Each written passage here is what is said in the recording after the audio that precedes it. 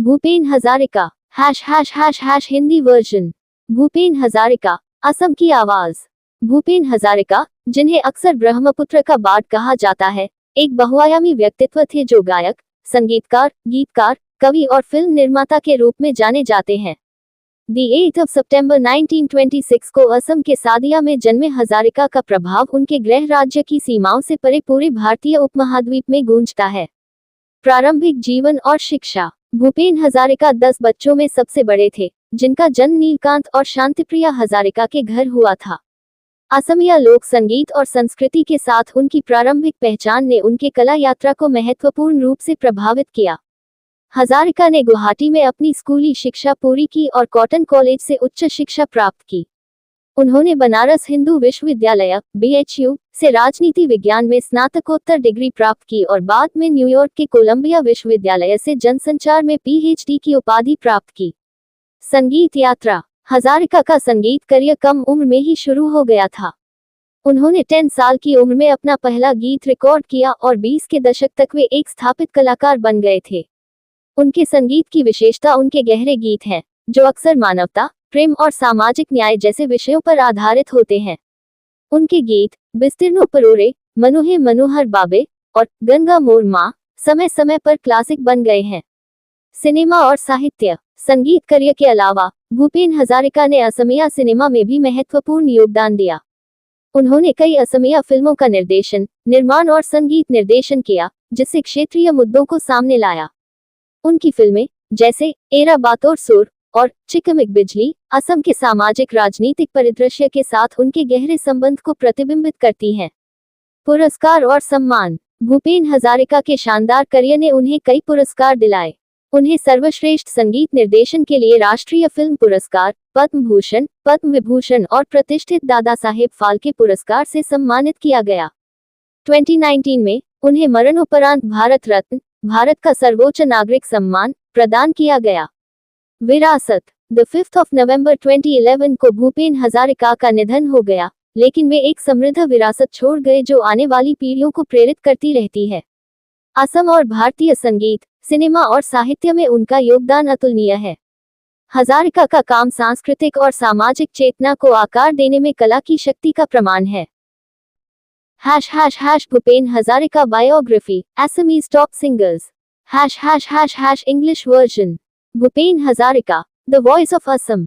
Bhupen Hazarika, often hailed as the Bard of Brahmaputra, was a multifaceted personality known for his contributions as a singer, composer, lyricist, musician, poet, and filmmaker. Born on September 8, 1926, in Sadia, Assam, Hazarika's influence extends beyond the boundaries of his home state, resonating deeply with the entire Indian subcontinent.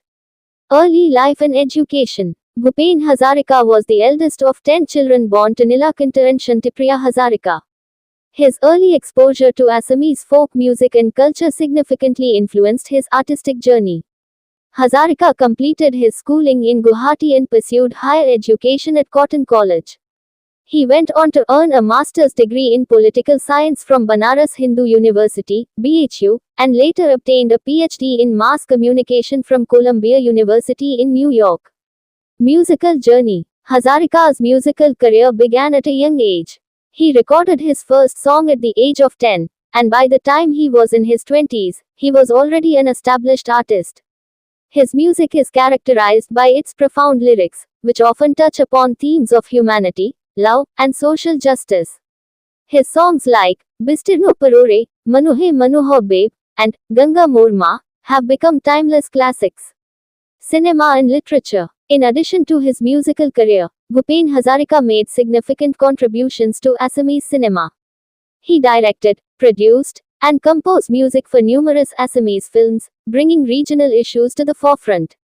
His films, such as Era Bato Sur and Chikmik Bijali, reflect his deep connection with the socio-political landscape of Assam. Awards and honors. Bhupen Hazarika's illustrious career earned him numerous accolades. He was awarded the National Film Award for Best Music Direction, the Padma Bhushan, the Padma Vibhushan, and the prestigious Dada Saheb Phalke Award. In 2019, he was posthumously awarded the Bharat Ratna, India's highest civilian honor. Legacy. Bhupen Hazarika passed away on November 5, 2011, leaving behind a rich legacy that continues to inspire generations. His contribution to Assamese in Indian music, cinema, and literature is unparalleled. Hazarika's work remains a testament to the power of art in shaping cultural and social consciousness. Introduction India Hindi. नमस्ते दोस्तों, आपका स्वागत है हमारे YouTube channel digital marketing की दुनिया में। मैं हूं दुर्लभ साकिया और मैं एक 7 साल के अनुभव से भरपूर डिजिटल मार्केटिंग विशेषज्ञ हूं। इट कंपनियों में काम करने का भी अनुभव रखता हूं और यहां हूं ताकि आपको डिजिटल मार्केटिंग की दुनिया में लेटेस्ट टिप्स, ट्रिक्स और समाचार मिल सकें।